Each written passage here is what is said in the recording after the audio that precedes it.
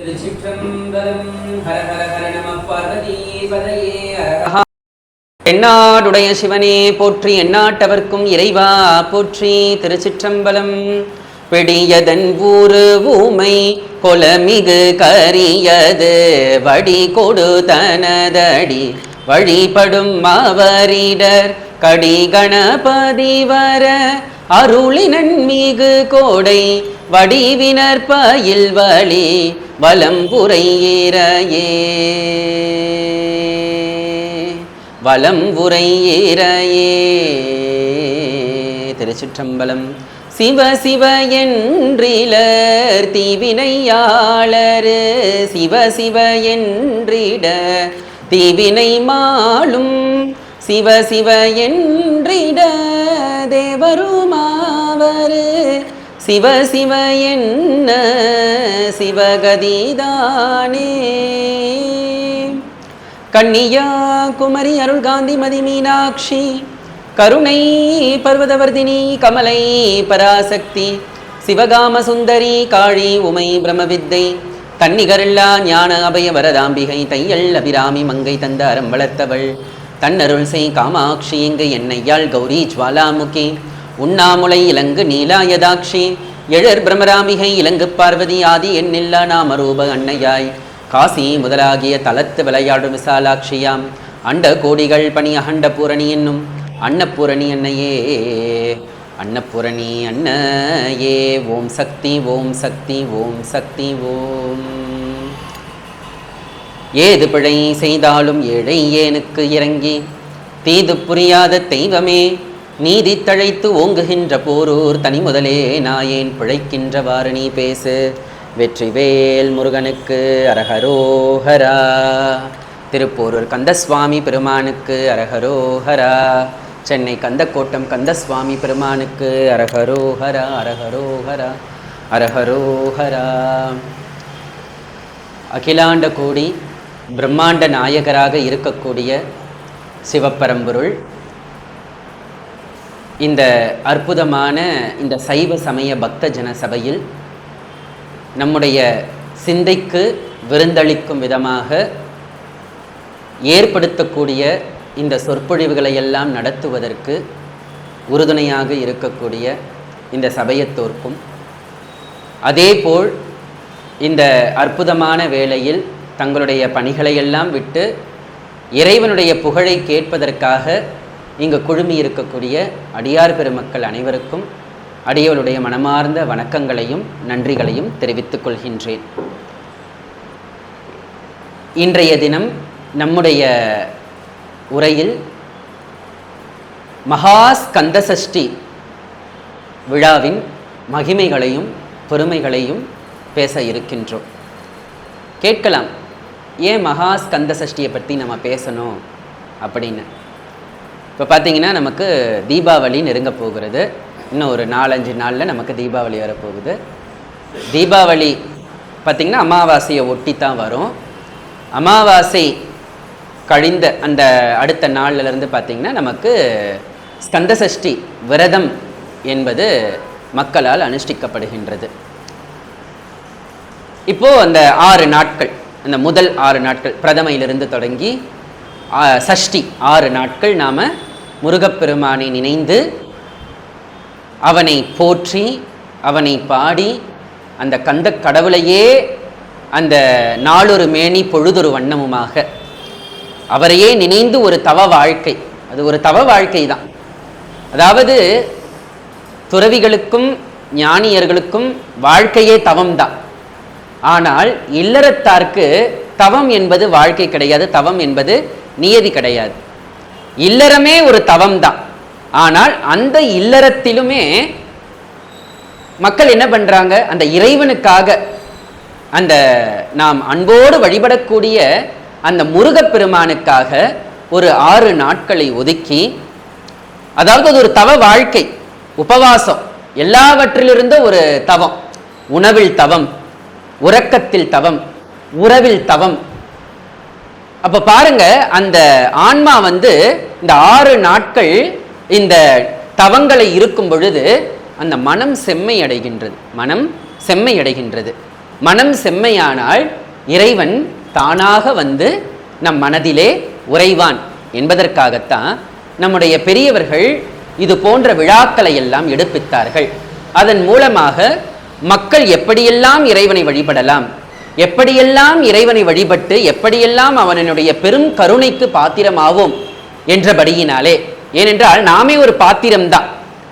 சட்டியில் இருந்தால்தான் அகப்பையில் வரும், சட்டியில் இருந்தால்தான் அகப்பையில் வரும். நம் மனிதனுடைய உடம்பே ஒரு பை தானுங்க. மனிதனுடைய உடம்பே ஒரு பை தான். ஒரு சினிமா பாடல்ல கூட வரும், பிச்சை பாத்திரம் ஏந்தி வந்தேன் ஐயனே என் ஐயனே என்று. பிண்டம் என்னும் எலும்போடு சதை நரம் உதிரமும் அடங்கிய உடம்பு என்னும். நல்ல ஒரு அழகான ஒரு இறை பாடல் போல, அது ரொம்ப அழகான பாடல். அந்த பாடல் நான் கடவுள் படத்துல வரும். அப்போ இந்த மனிதனுடைய உடலும் பார்த்தீங்கன்னா சதை, நரம்பு, எலும்பு, மஜ்ஜை எல்லாவற்றும் சேர்ந்த ஒரு கூட்டு பொருள் தான், கூட்டு பாத்திரம் தான். இந்த பாத்திரத்திலே உயிராகப்பட்டது புகுத்தப்பட்டுள்ளது இல்லைங்களா? இந்த பாத்திரத்தில் உயிராகப்பட்டது புகுத்தப்பட்டுள்ளது. ஆனால் இந்த உடல் என்கின்றதாகிய இந்த பாத்திரத்தை நாம் எதற்கு எடுத்து செல்ல வேண்டும்? எதற்கு எடுத்து செல்ல வேண்டும்? இறைவனுடைய அருளை பெறுவதற்காக எடுத்து செல்ல வேண்டும். இறைவனுடைய அருளை யாசித்து பெறுவதற்காக. அந்த இறைவனுடைய அருளை யாசித்து பெறுவதற்காகத்தான் இது போன்ற தவங்கள், இது போன்ற ஜபங்கள், இது போன்ற விழாக்கள், இது போன்ற விரதங்கள். அதாவது விரதங்களிலேயே மிகவும் உன்னதமாகிய விரதம் எதுவென்றால் இந்த மகா ஸ்கந்த சஷ்டி விரதம் தான். மகா ஸ்கந்த சஷ்டி விரதம் தான். ஏங்க அப்போ சிவராத்திரிக்கு இருக்கக்கூடிய விரதம் பெருமை இல்லையா?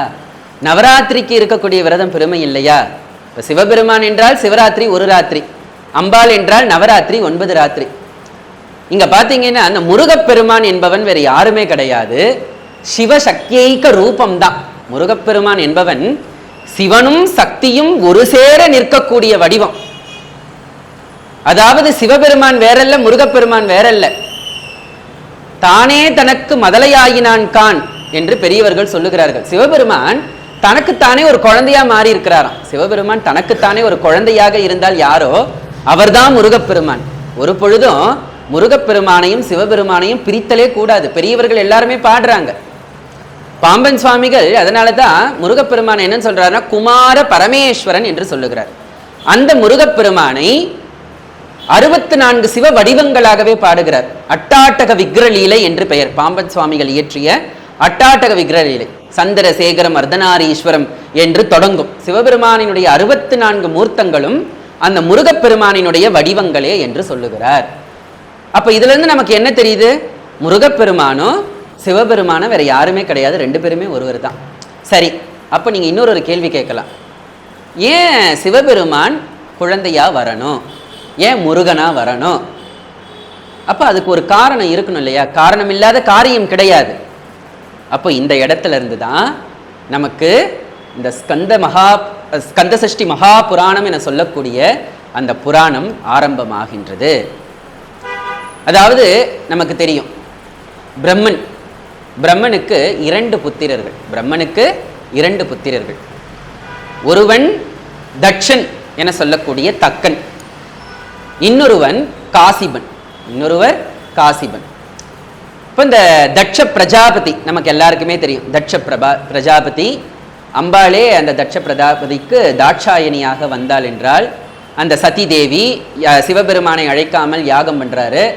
அதனால சதி தேவி அந்த யாக குண்டத்தில் குதிச்சிடுறா.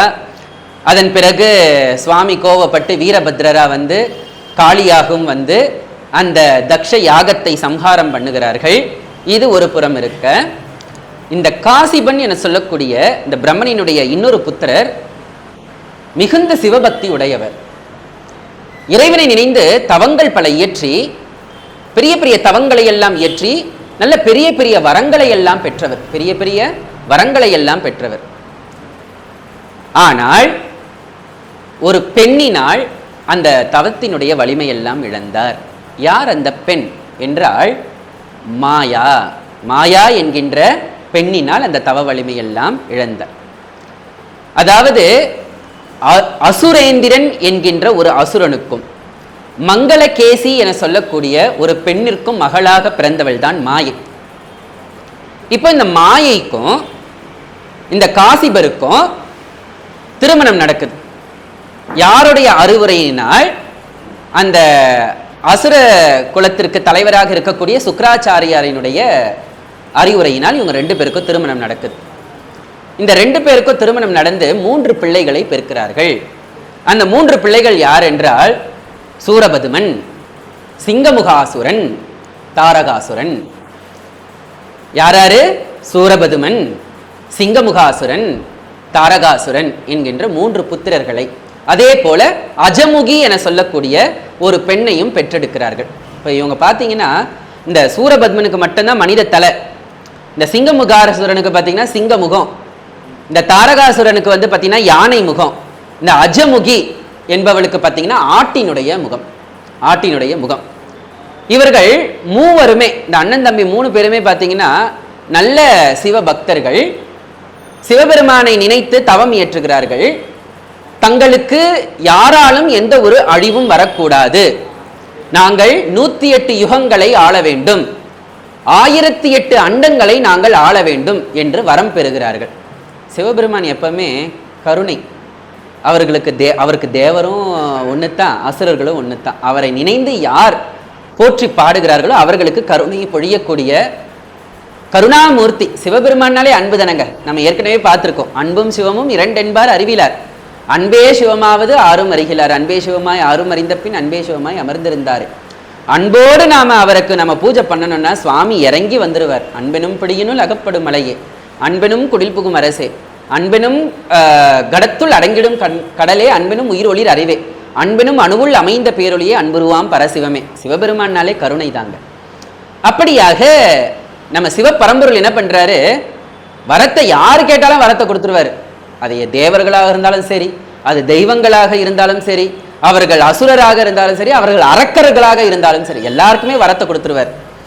ஆனால் உலக நியதின்னு ஒன்று இருக்குது இல்லைங்களா? மண்ணில் பிறந்தோர் நிச்சயமாக இந்த மண்ணை விட்டு போய் தான் ஆகணும். அதுதான் நியதி, அதுதான் நியதி. அப்பொழுது பெருமான் வந்து வரம் கொடுக்கிறார். ஆனால் உமக்கு அழிவு உண்டு. எப்படி அழிவு உண்டு என்று நீயே கேள் என கேட்கும் பொழுது இந்த சூரபதுமாசுரர்கள் கேட்கிறார்கள், சிவசக்தியினுடைய ஐக்கியத்தினால் வரக்கூடிய ஒருவரால் எங்களுக்கு அழிவு வேண்டும். என்னது? சிவசக்தியினுடைய ஐக்கியத்தினால் வரக்கூடிய ஒருவரால் தான் நமக்கு அழிவு வேண்டும். நம்ம கேள்விப்பட்டிருப்போம், இந்த பண்டாசுரன் ஒரு அசுரன் இருந்தான். அவனும் இந்த மாதிரி தான் தவங்கள் பல இயற்றி பெரும் பெரும் வரங்களை எல்லாம் பெற்றான். அவனும் சாகாத வரத்தை வேண்டினான். என்னது? சாகாத வரத்தை வேண்டினான். இல்லப்பா அடையா, நீ மண்ணில் பிறந்தினா ஒரு நாள் இறந்து தாண்டா ஆகணும், இதுதான் இயற்கை நீதி, அதுக்கு நீ கட்டுப்பட்டு தான் ஆகணும். சரி, ஒரு சின்ன பெண்ணால் எனக்கு அழிவு வர வேண்டும். அவனுக்கு நினப்பு, சின்ன பெண்ணால் ஒன்றும் பண்ண முடியாது, 9 வயசு குழந்தையால் ஒன்றும் பண்ண முடியாது. ஆனால் அந்த காமாட்சி, அந்த பரதேவத்தை என்ன பண்ணுறா, இந்த நகத்தினுடைய கண்ணினால் அந்த பண்டாசுரனை அழிக்கிறாள். நகத்தினுடைய கண்ணினால் பண்டாசுரனை அழிக்கிறாள். அப்பேற்பட்ட மகாசக்தி. அதே போலத்தான் மகிடாசுரனும் ஒரு பெண்ணினால் தான் தனக்கு அழிவு வேண்டும் என நினைக்கிறான். அன்னை ஆதிபராசக்தி மகிடாசுர மர்தினியாக வந்து இந்த மகிடனை அழித்தாள் என்றெல்லாம் நாம பார்க்கிறோம். இது போல் இந்த அசுரர்கள் இப்படித்தான் வரத்தை வாங்கிக்கிறாங்க. இதனால் சிவபெருமான் கிட்டேயே நாங்க வரத்தை வாங்கிட்டோம். எல்லாருக்குமே ஒரு கர்வம் வந்துடும். எப்பவுமே ஒரு தெய்வத்தோட அருள் கிடைச்சாலும் சரி, இல்லை ஏதோ ஒரு வரத்தை பெற்றாலும் சரி, ஒரு அவார்டை வாங்கினோம்னால நம்ம என்ன லைட்டாக நம்ம தலையிலேருந்து ஒரு கொம்பு ஒன்று எட்டி பார்க்கும். நான் இவ்வளோ பெரிய ஆளுப்பா, பாத்தியா நான் இவ்வளோ பெரிய அவார்டு வாங்கியிருக்கேன், ஆமாவா இல்லையா? இது இயற்கை, இதை நான் தப்பு சொல்லலை, இது ஒரு இயற்கை. அதுலேயும் நாம் பணிஞ்சு போகிறோன்னா அவர்கள் உன்னதமானவர்கள் என்று நாம் சொல்லிக்கலாம். இப்படியாக அந்த சூரபத்மாதிசுரர்களுக்கு, அதாவது அண்ணன் தம்பிங்க இவங்க எல்லாருக்குமே ஆணவம், கண்மம், மாயை அப்படியே தலை தூக்கி அப்படியே ஆடுது. இந்த தலைவிரித்த ஆடம்னு சொல்லுவாங்க பார்த்தீங்களா? அப்பொழுது இந்த சூரபத்மன் ஆணவத்தினுடைய முழு வடிவமாகவே இருக்கிறான். சிங்கமுகாசுரன் கண்மத்தினுடைய முழு வடிவமாகவே இருக்கிறான். இந்த தாரகாசுரன் இருக்கிறான் பாருங்க, அவன் மாயையினுடைய வடிவமாகவே இருக்கிறான். முறையாக ஆணவம், கண்மம், மாயை, மும்மலங்கள், மும்மலங்களினுடைய கூட்டுக்கள் தான் இந்த 3 பேருமேங்க. இந்த மும்மலங்களினுடைய கூட்டுத்தான் இந்த 3 பேருமே. சும்மா இருப்பாங்களா? எல்லா இடத்துக்கும் போறாங்க. எந்தெந்த இடத்துக்கு போறாங்க? இந்திரலோகத்துக்கு போறாங்க, வைகுண்டத்துக்கு போறாங்க, பிரம்மலோகத்துக்கு போறாங்க. எல்லா இடத்துக்கும் போய் எல்லாரையுமே சிறைபிடிக்கிறாங்க. இந்த சூரபத்மன் கொஞ்சம் பலசாலி, எல்லாத்திலுமே பலசாலி. தவத்திலையும் அவன் ரொம்ப பலம் பொருந்தியவன். அந்த தவத்தினால் சிவபெருமானிடமிருந்தே ஒரு பரிசை பெற்றான். யாரு? சூரபத்மன். அந்த பரிசுக்கு பேர் என்ன தெரியுங்களா? இந்திர ஞாலம் என்கின்றதாகிய தேர். இந்திரஞாலம் என்கின்றதாகிய தேர். இப்படியாக பல வரங்களை பெற்றவன் சூரபத்மன். சூரபத்மனை சாதாரண நினைச்சிடாதீங்க, அசுரன் தானே நினைச்சிட வேண்டாம். அவன் நல்ல ஒரு ஆற்றல் படைத்தவன். சூரபத்மன் நல்ல ஒரு ஆற்றலை படைத்தவன், சிவபக்தன். ஆக இப்படியாக எல்லா இடத்துக்கும் போய் எல்லாரையும் கட்டி ஆளுகிறார்கள். சிறை வைக்கிறார்கள். தேவர்களை சிறை வைக்கிறார்கள். தேவர்களை சிறை வச்சா சும்மா இருப்பாங்களா? எல்லாரும் என்ன பண்றாங்க? போய் பெருமானிடம் கதறுகிறார்கள். பரமேஸ்வரா, இப்படி வரத்தை கொடுத்துட்டு உன்னை நம்பி இருக்கக்கூடிய எங்களை எல்லாம் இப்படி அல்லலில் விழ வைத்து விட்டாயே, இது நியாயமா? இதற்கு நீதனப்பா வழிகாட்டணும்னு தேவர்கள் எல்லாருமே வழிபடுகிறார்கள் அந்த பெருமானை. இன்னைக்கு கூட பார்த்தீங்கன்னா காஞ்சிபுரத்துக்கு போனீங்கன்னா மணிகண்டீஸ்வரர்னு ஒரு கோயில் இருக்குங்க. மணிகண்டீஸ்வரர்னு ஒரு கோயில் இருக்கு, விஷ்ணு காஞ்சிக்கு பக்கத்தில், வரதராஜர் கோயிலுக்கு பக்கத்தில். அங்க அந்த சிவபெருமானை, அந்த மணிகண்டீஸ்வரர் 33 தேவர்கள் வழிபட்டிருக்கிறாங்க. 33 தேவர்கள் வழிபட்டிருக்கிறாங்க. அப்படின்னா பார்த்துக்கோங்க, அவ்வளோ பேரும் போய் சிவபெருமான் கைலாயத்தில் போய் நிற்கிறாங்க. பெருமானே, இந்த சூரபத்மனுடைய தொல்லை எங்களால் தாங்க முடியலப்பா, எல்லாரையும் கொடுமைப்படுத்துறான்ப்பா, எங்களுக்கு வேற எந்த கதியும் கிடையாதுப்பா. இந்திரன் போறார், ஏன்னா அவர் தானே தேவர்களுக்கெல்லாம் தலைவர், ரெப்ரசன்டேட்டிவ். அந்த தேவலோகத்தினுடைய தலைவர் யாரு? இந்திரன். போய் கெஞ்சுறாரு, சுவாமி கிட்ட கெஞ்சுறாரு. சுவாமி சும்மா இருப்பாரா? அதற்கு ஒரு வழியை சுவாமியை ஏற்படுத்துறாரு. அதாவது இப்போ இந்த இடத்துல ஒரு சின்ன சின்ன கிளை கதைகள் அப்படி வந்து போகும், குழம்ப வேண்டாம். ஏற்கனவே நாம அந்த தக்ஷனினுடைய சம்ஹாரத்தில் அன்னை தாக்ஷாயினி, ஆதிபராசக்தி தாக்ஷாயினியாக அவதரித்தாள். அவள் யாககுண்டத்திலே தன்னை கருக்கி கொண்டாள் என்றெல்லாம் நாம கேட்கிறோம். அதன் பிறகு அந்த 51 சக்தி பீடங்களாக சுவாமி அந்த தேவியை சுற்றும் பொழுது 51 சக்தி பீடங்கள் உருவாகின. அப்பொழுது கொஞ்ச காலத்தில் இறைவன் பார்த்தீங்கன்னா தட்சிணாமூர்த்தி ஸ்வரூபத்தில் கல்லாலின் புடையமர்ந்து 406 அங்கம் முதல் கற்ற கேள்வி வல்லார்கள் நால்வருக்கும் வாக்கிறந்த பூரணமாய் மறைக்கு அப்பாலா எல்லாமாய் அல்லதுமாய் இருந்தனை இருந்தபடி காட்டி சொல்லாமல் சொன்னவரை நினையாமல் நினைத்து பவ தொடக்க பரஞ்சோதி முனிவர் எழுதிய பெருமான் சிவபெருமானினுடைய அந்த குரு வடிவம், தட்சிணாமூர்த்தி வடிவத்தை சொல்கிறார். இப்படியாக அந்த கைலை மலையிலே சிவபெருமான் தட்சிணாமூர்த்தி ஸ்வரூபத்திலே கொலுவீற்றிருக்கிறார். சிவபெருமானுக்கும் 64 மூர்த்தங்கள், சிவபெருமானுக்கும் 64 மூர்த்தங்கள். இப்படியாக தட்சிணாமூர்த்தி ஸ்வரூபத்தில் சிவபெருமான், அதாவதுங்க பிறப்பு இறப்பு அற்றவர், எல்லாத்தையும் கடந்த நிலையில் என் குணத்தான் இறைவன், என் குணத்தான். அந்த இறைவனுக்கு ஆசை கிடையாது, அந்த இறைவனுக்கு ஆசை கிடையாது, கோபம் கிடையாது, எதுவும் கிடையாது. அவர் பரவஸ்து, அப்படியே உட்கார்ந்துகிட்டு இருக்கிறார். அப்படியே எதற்குமே இறைவன் அச்சலமானவன். சிவபெருமான் சலனமே வராது அவருக்கு, அச்சலமானவன். அவர் நிர்குண வஸ்து, எல்லா இடத்துலையும் வியாபித்திருக்கிறார். அந்த வியாபித்த இறைவன் தான், அந்த சிவ பரம்பொருள் தான், அந்த சிவ பரஞ்சுடர் தான் அடியார்களை காக்கும் பொருட்டு ஒவ்வொரு வடிவத்தை எடுத்து வருகிறார். அப்ப சிவபெருமான் அந்தகாசுரனை சம்ஹாரம் பண்ணாரே, காலனை சம்ஹாரம் பண்ணாரே, திருக்கண்டியூர்ல பிரம்மனினுடைய சிரத்தை கொய்தாரே, அப்ப அவர் சிவன் இல்லையான்னு கேட்கக்கூடாது. அடியார்களை காக்கும் பொருட்டு அந்த நிர்குண வஸ்துவாக இருக்கக்கூடிய சிவப்பரம்பொருள் சகுண பிரம்மமாக சகுண வஸ்துவாக அந்த ஸ்ரீகண்ட பரமேஸ்வர வடிவத்திலே காக்கிறார். இப்படியாக அந்த சிவபெருமான் திருக்கைலாயத்துல ஸ்ரீகண்ட பரமேஸ்வரன் அந்த வடிவத்திற்கு பெயர். நீங்க கேட்கிறீங்க இல்லைங்களா, சிவபெருமானுக்கு வடிவம்லாம் கிடையாது. அவன் அருவமானவன், அவன் உருவமானவன், அவன் உருவமானவன். எல்லா வடிவத்திலையும் சுவாமி தான் இருக்கிறார், எல்லா வடிவத்திலையும். அப்பொழுது பாருங்க, அந்த கைலாயத்துல, அந்த கைலாய மலையில இறைவன் தட்சிணாமூர்த்தி ஸ்வரூபம். எல்லாரும் சிவபெருமானினுடைய இந்த தட்சிணாமூர்த்தி கோலத்தை வழிபட வேண்டும். ஞானத்தை அருளக்கூடிய வடிவம். அதான் சொல்றாரு பாருங்க, கல் ஆளின் புடை அமர்ந்து, கல்லால மரத்தின் கீழ் சிவபெருமான் உட்கார்ந்துகிட்டு இருக்கிறார். நான் மறை 6 அங்கம் முதல் கற்ற கேள்வி வல்லார்கள் நால்வருக்கும். யார் அந்த கற்ற கேள்வி வல்லார்கள் என்றால் சனந்தர், சனத்குமாரர், சனாதரர் என சொல்லக்கூடிய பிரம்மபுத்திரர்கள் 4. வாக்கிறந்த பூரணமாய் மறைக்கு அப்பாலாய் எல்லாமாய் அல்லதுமாய் இருந்தனை இருந்தபடி காட்டி. இறைவன் சொல்லாமல் சொல்லுகிறானா? எதை சொல்லாமல் சொல்ல முடியும்? ஞானத்தை தான் சொல்லாமல் சொல்ல முடியும். ஆக இப்படியாக வடிவத்திலே சிவபெருமான் கொலுவீற்றிருக்கும் பொழுது எல்லாரும் என்ன பண்றாங்க?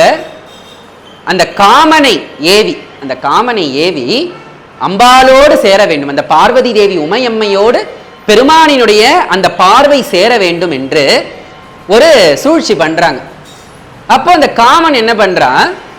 அந்த காம பானத்தை எய்யும் பொழுது, இப்ப நீங்க கேட்கலாம், கடவுளர்களுக்கு காமம் உண்டா என்றால் கிடையாது. கடவுளர்களுக்கு காமம், ஏனென்றால் இறைவனினுடைய 5 திருமுகத்திலிருந்து உதித்தவர் தான் முருகப்பெருமான். சிவபெருமானினுடைய 5 திருமுகமும் அன்னை பராசக்தியினுடைய ஒரு முகமும். என்னது? சிவபெருமானினுடைய 5 திருமுகம். சத்யோஜாதம், வாமதேவம், ஈசானம், தத்புருஷம், அகோரம்.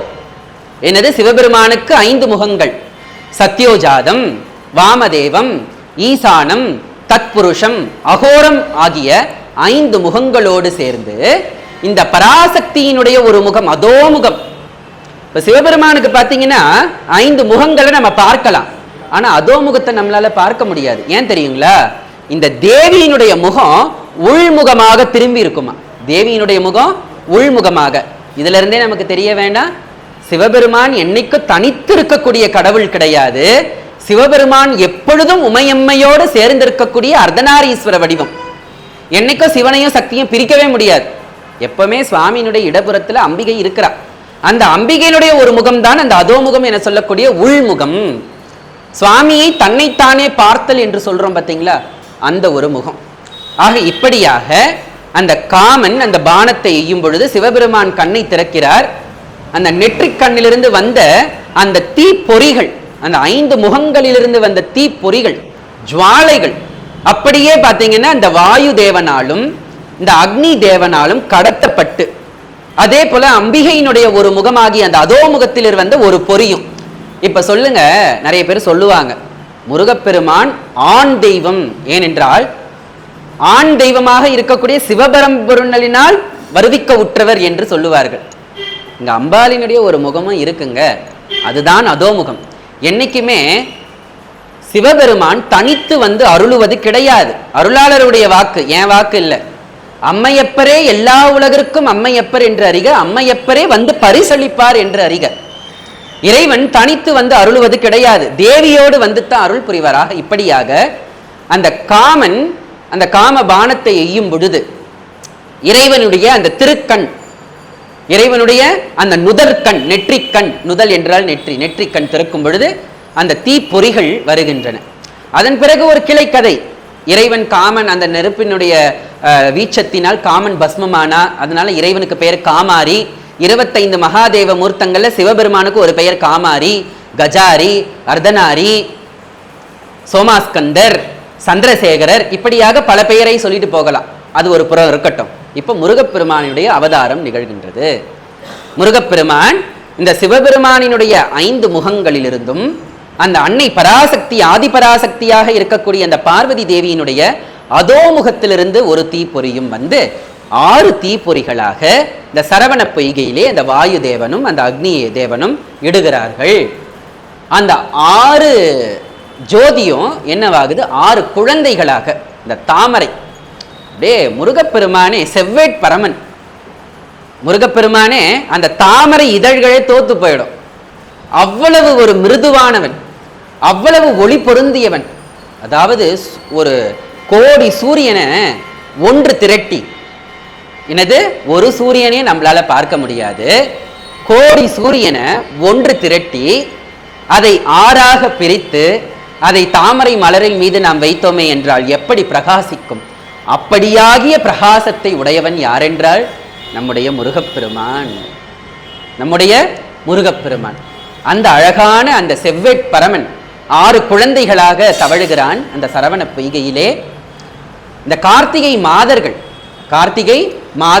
60 அந்த குழந்தையை எடுத்து பாலூட்டி சீராட்டி தாய்மார்களாக இருந்து வழிபடுகிறார்கள்.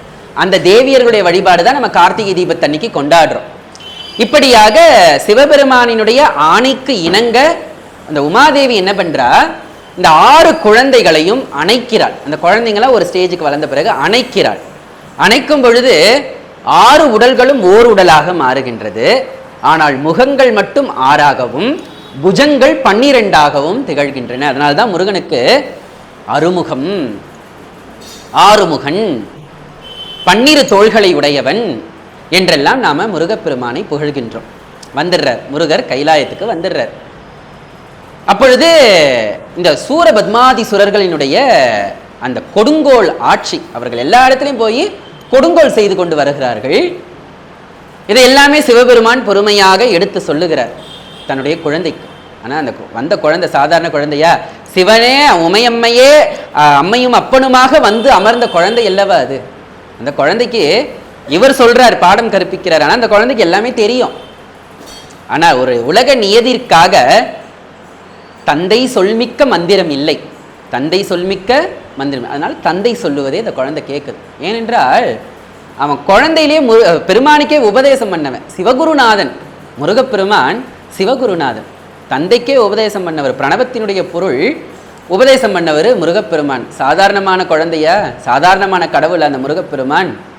ஆக இப்படியாக இந்த சூரபத்மனினுடைய விஷயங்கள் எல்லாம் முருகப்பெருமானுக்கு சொல்றாங்க. அப்ப பாருங்க, இந்த முருகப்பெருமான் இப்போ ஒன்று சொன்ன பார்த்தீங்களா, அந்த சாமியினுடைய நெற்றிக் கண்ணிலிருந்து தீப்பொறிகள் வரும் பொழுது அப்படி ஒரு ஜுவாலையாங்க, அப்படி ஒரு ஜுவாலையாம். அந்த வெப்பத்தினால் என்ன ஆகுதான், உமாதேவியினுடைய பாதச்சிலம்பு உருகுகிறதாம். உமாதேவியினுடைய பாதச்சிலம்பு உருகி அந்த பாதச்சிலம்புக்குள் இருக்கக்கூடிய அந்த நவரத்தினங்கள் இருக்கு பார்த்தீங்களா, அந்த ரத்தினங்கள் அப்படியே வெளியில வந்து கொட்டுது. அப்ப சிவபெருமான் அந்த நவரத்தினங்களை பார்க்கிறார். பார்க்கும் பொழுது அந்த நவரத்தினங்களே நவ வீரர்களாக, வீரபாகுத்தேவர், வீரரந்தகர், வீரராட்சகர், வீரகேசரி என சொல்லக்கூடிய நவ வீரர்களும் வருகிறார்கள். ஆகவே முருகப்பெருமானுக்கு சகோதரர்கள் முறை. இந்த வீரபாகு முருகப்பெருமானுக்கு சகோதரன் முறை. ஏனென்றால் அம்பிகையினுடைய பாதச்சிலம்பில் இருந்த நவரத்தினத்தின் அந்த நவமணிகளின் மூலமாக வந்தவர்கள் இவர்கள், இந்த நவ வீரர்கள். சரி, இது ஒரு புறம் இருக்க, இப்படியாக முருகப்பெருமானிடம் இந்த சூரபத்மனினுடைய அந்த கொடுமையான செயல்கள் எல்லாம் தெரிவிக்கப்படுகின்றன. அப்பொழுது சிவபெருமானினுடைய ஆணையின் இணங்க முருகப்பெருமான் அந்த சூரபதுமாதி சூரர்களை அழிக்க செல்லுகிறார்.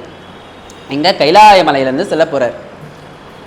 முதல்ல என்ன பண்றாரு, இந்த விந்திய மலைத்தொடர்னு இன்னைக்கு நாம விந்தியாச்சலம்னு சொல்றோம்.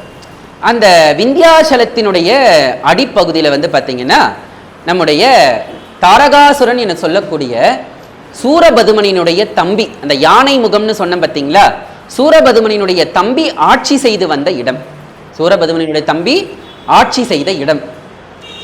அந்த சூரபதுமனினுடைய தம்பியை முருகப்பெருமான் அழிக்கிறார். எப்படி அழிக்கிறார் என்றால், தன்னுடைய தாயினுடைய அருளாற்றலினால் பெறப்பட்ட அந்த ஞான வேலினால். இன்னைக்கும் நம்ம பார்க்கிறோம், சிக்கலிலே முருகப்பெருமான் வேல் வாங்கக்கூடிய அந்த காட்சி நவநீதீஸ்வரர். இந்த சிக்கல்ல இருக்கக்கூடிய சிவபெருமான் பேரு அதாவது நவநீதம், அதாவது வெண்ணெய் போன்று இருக்கக்கூடியவரான் இறைவன். அந்த தலத்துல முருகப்பெருமான் சிக்கல் சிங்கார வேலவனாக இருக்கிறார், அம்பிகை வேல் நடுங்கண்ணி. அதாவது முருகப்பெருமானுக்கு வேலை. இன்னைக்கும் அந்த அற்புதங்கள் எல்லாம் நிகழுதுங்க. முருகப்பெருமான் வேல் வாங்கும் பொழுது அந்த உற்சவர் திருமேனியிலிருந்து வேர்வை துளிகள் வரக்கூடிய அந்த காட்சி வேற எங்குமே காண முடியாத அற்புத காட்சி. வருஷம் முழுக்க அவர் அலங்காரத்தில் இருக்கிறாரு. அந்த வேல் வாங்கும் பொழுது மட்டும் அந்த முருகப்பெருமானினுடைய அந்த உருவத்திலிருந்து அந்த வியர்வை துளிகள் வரக்கூடிய அந்த காட்சியை நாம இன்னைக்கும் இந்த நூற்றாண்டிலையும் நாம பார்க்கிறோம் என்றால், இதை விட ஒரு அதிசயமான தெய்வ நிகழ்வை நாம் எங்க பார்க்க முடியும் இல்லைங்களா? சிக்கலிலே வேர் வாங்கி செந்தூரில் போர் புரிந்த சிங்காரி பெற்ற மகனே என்று அடியவளும் முருகப்பெருமானின் மீது ஒரு பாடலை இயற்றியுள்ளேன். சிக்கலிலே வேல் வாங்கி செந்தூரில் போர் புரிந்த சிங்காரி பெற்ற மகனே என்று அந்த திருச்செந்தூர் முருகப்பெருமானின் மீது ஒரு பாடல் அடியவளும் எழுதியிருந்தேன். ஆக இப்படியாக அந்த சிக்கலிலே வேல் வாங்கக்கூடிய அந்த ஐதீகத்தில் நாம் கேள்விப்பட்டிருக்கிறோம். அப்போ அந்த வேல் என்பது எது? ஞானம். அன்னை பராசக்தி என்பவள் ஞானத்தினுடைய வடிவமாகவே இருக்கிறாள். அன்னை பராசக்தி என்பவள் ஞானத்தினுடைய வடிவமாகவே இருக்கிறாள். ஆக இப்படியாக அந்த அசுரர்களை வெல்வதற்காக முருகப்பெருமான் தன்னுடைய சக்தி வேலாயுதத்தினால், தன்னுடைய ஞான வேலாயுதத்தினால் கிளம்புறார். இந்த இடத்துல பார்த்தீங்கன்னா நம்ம சூரபத்மனை பற்றி பேசணும். சூரபத்மன் தான் இங்கே வந்து அசுரர்கள்லேயே தலைவன். அவன் பதும கோமலை என சொல்லக்கூடிய ஒரு பெண்ணை மணக்கிறான். அந்த பெண்ணின் மூலமாக சூரபத்மனுக்கு 4 புத்திரர்கள் பிறக்கிறார்கள். சூரபத்மனுக்கு 4 புத்திரர்கள். யாருன்னா பானுகோப்பன். யாரு? பானுகோப்பன், அக்னிமுகாசுரன், இரண்யாசுரன், வஜ்ரவாகு என்ற 4 புத்திரர்கள். பானுகோபன், அக்னிமுகாசுரன், இரண்யாசுரன், வஜ்ரவாகு. இதுல இந்த இரண்யாசுரன் சொல்றேன் பாத்தீங்களா, சூரபத்மனினுடைய மகன். அந்த இரண்யாசுரனை முருகப்பெருமான் எங்கு அழிக்கிறார் என்றால், நம்ம திருக்கடையூருக்கு பக்கத்தில் பார்த்தீங்கன்னா திருவிடைக்கழி என்கின்றதாகிய ஒரு அற்புதமான சிவாலயம். ஆனால் இன்னைக்கு நாம் அது முருகப்பெருமானுடைய ஆலயம் என்று தான் சொல்ல வேண்டும். ஏனென்றால் அங்க முருகனினுடைய ஆட்சி தான். திருவிடைக்கழி முருகன் சாக்ஷாத் சிவபரம்பொருளாகவே இருக்கின்றான்.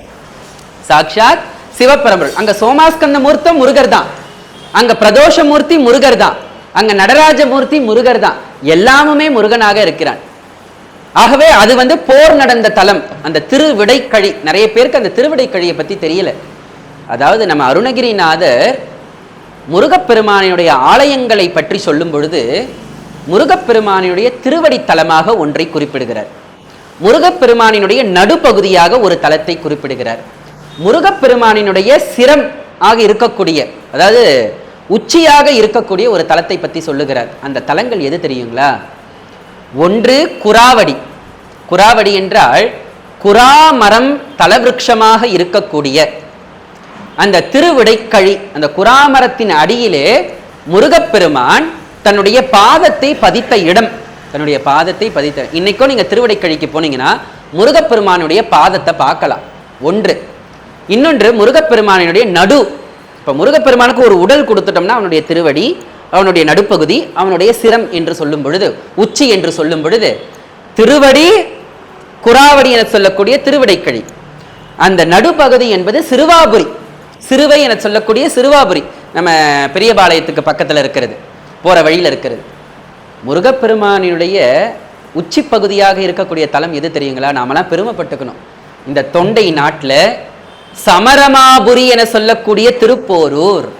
வேதங்கள் புகழக்கூடிய திருப்போரூரா. வேதங்கள் 4 உலகங்கள் எல்லாமே புகழக்கூடிய திருப்போரூர். சிதம்பரம் சுவாமிகள் பாடுறார், உலகங்கள் அதாவது மாசற்ற உலகங்கள், மாசற்ற வேதங்கள் எல்லாமே வந்து புகழக்கூடிய சமரமாபுரி முருகப்பெருமானை சொல்லுகிறார். எப்பேற்பட்ட மூர்த்தம்! ஆக இப்படியாக அந்த இரண்யாசுரனை முருகப்பெருமான் வதம் செய்த இடம் திருவிடைக்கழி. சரி, அது ஒரு புறம் இருக்கட்டும். இப்படியாக முருகப்பெருமான் திருக்கையிலிருந்து வரார். இன்னொரு நம்பிக்கையும் உண்டுங்க. திருமயிலை புராணம் என்ன தெரியுமா சொல்லுது? நாம சிக்கல்ல முருகப்பெருமான் வேல் வாங்கினான்னு சொல்றோம் பாத்தீங்களா?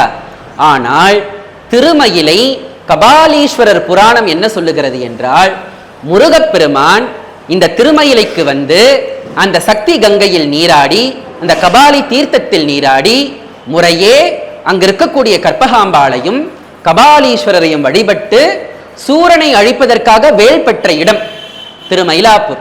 அதனாலதான் இங்க இருக்கக்கூடிய முருகப்பெருமானும் பார்த்தீங்கன்னா சிங்கார வேலவன். திருப்புகழ் பாடல் பெற்ற ஸ்தலங்க நம்ம திருமயிலாப்பூர். அறமிலாவதி பாதகவஞ்ச தொழிலாலே என்று நம்முடைய அருணகிரிநாதர் முருகப்பெருமானை பாடுகிறார். மயிலாப்பூர் திருப்புகழ்ல அறமிலாவதி பாதகவஞ்ச தொழிலாலே என்று 2 திருப்புகழை பாடுகிறார். அப்போ திருமயிலையும் முருகப்பெருமானுக்கு வேல் தந்த இடம். இது திருமயிலை தலபுராணம் கூறுகின்றது.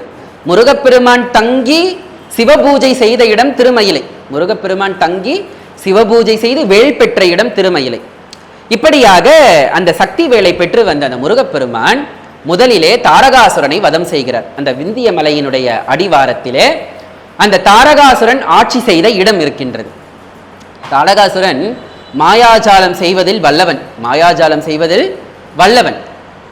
அவன் என்ன பண்றான், முருகப்பெருமான் கிட்ட இருந்து தப்பிப்பதற்காக கிரௌஞ்ச மலை, அதாவது அவன் எந்த வடிவத்தை நினைக்கிறானோ அந்த வடிவத்திலே அவனால் மாறக்கூடிய அந்த வரத்தை பெற்றவன் தாரகாசுரன். அவன் என்ன பண்றான், கிரௌஞ்ச மலையாக மாறி நிற்கிறான். கிரௌஞ்ச மலையாக மாறி நிற்கிறான். வரக்கூடிய அந்த கந்த கடவுள் சாதாரண கடவுளா? ஞானமே வடிவமாக இருக்கக்கூடியவன் அல்லவா? அவனுடைய திருக்கை வேல் ஏவிய உடனேவே அந்த கிரௌஞ்ச மலை இரண்டாக பிளக்கின்றது. தாரகாசுரன் அழிகிறான். இதை கேட்ட சூரபத்மனுக்கு கோபம் டே பொங்கிட்டு எழுது. என்னது, கைலாயத்திலிருந்து வந்து எவனோ ஒரு சின்ன பாலகன் என்னுடைய தம்பியை கொன்று விட்டானா? அவனை சும்மா விடக்கூடாது, அவனை சும்மா விடக்கூடாது. அப்படியே கர்ஜிக்கிறான். ஏன்னா ஆணவத்தினுடைய முழு வடிவமா அல்லவா இருக்கிறான். ஆணவத்தினுடைய வடிவம், ஆணவம் இஸ் ஈக்குவல் டுன்னு போட்டுக்கலாம். ஆணவம் போல்னு கூட சொல்லக்கூடாது. ஆணவமே தன் வடிவமாக இருக்கிறானா சூரபத்மன். அவர்கள் ஆட்சி செய்கிற இடம் வீரமகேந்திரபுரி.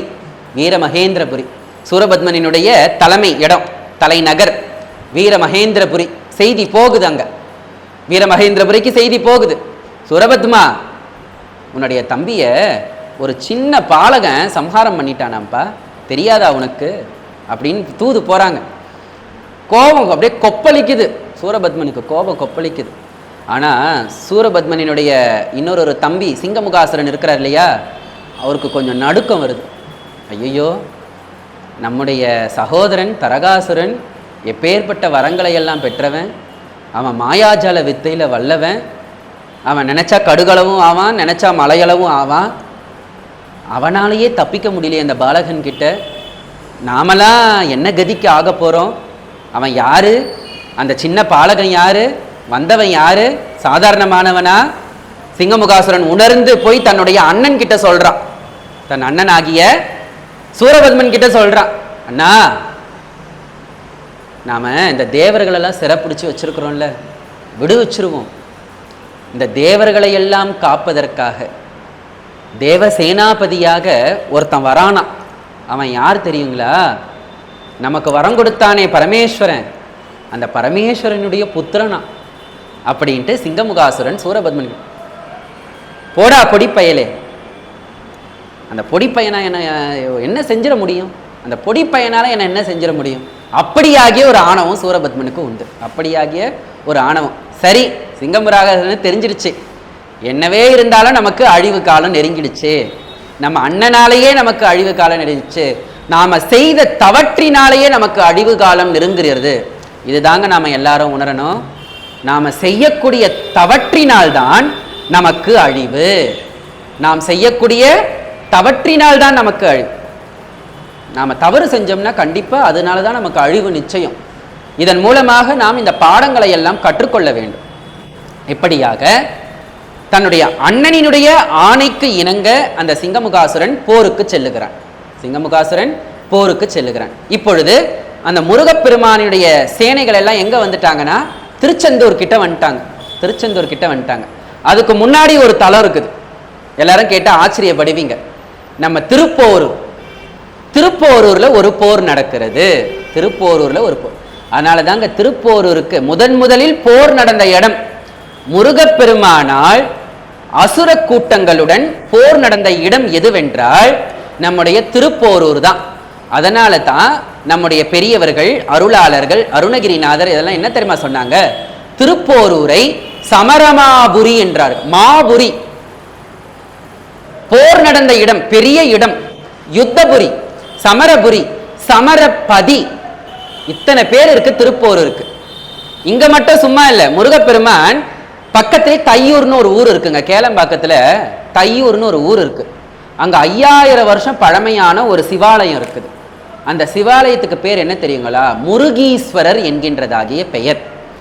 ஏனென்றால் முருகப்பெருமான் சிவபூஜை செய்து போரை தொடங்கிய இடம் திருப்போரூர். இந்த சிவபெருமானை பூஜித்து போர் செய்த இடம் திருப்போர். அதனால தான் அந்த இடத்துக்கு சமரமாபுரி, யுத்தபுரி, யுத்தபதி. இங்க போர் முடிச்சிடுறாரா, அடுத்தது திருச்செந்தூருக்கு போறார். அந்த இடத்துல அதே போல திருப்பரங்குன்றமும் போர் நடந்த இடம். திருப்பரங்குன்றமும் அதுவும் சிவன் கோயில் தான். திருப்பரங்குன்றம் சிவபெருமானுடைய கோயில்.